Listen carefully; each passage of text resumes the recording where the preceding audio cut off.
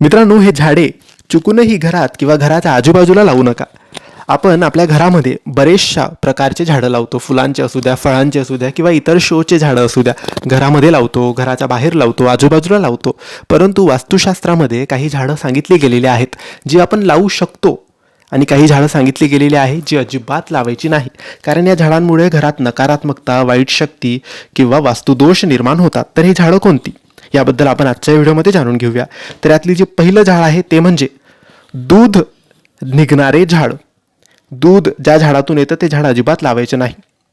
काटेरी झाड, ज्या झाडांना काटे आहेत ते सुद्धा लावायचे नाही. पिंपळाचे झाड घरात लावायचे नाही. चिंचचे झाड घरात अजिबात लावायचे नाही. पेरूचे झाड घरात अजिबात लावायचे नाही. जामुनचे झाड घरात अजिबात लावायचे नाही. गुलमोहरचे झाड घरात अजिबात लावायचे नाही. हे झाडं आहेत, हे घरात किंवा घराच्या आजूबाजूला चुकून सुद्धा लावू नका.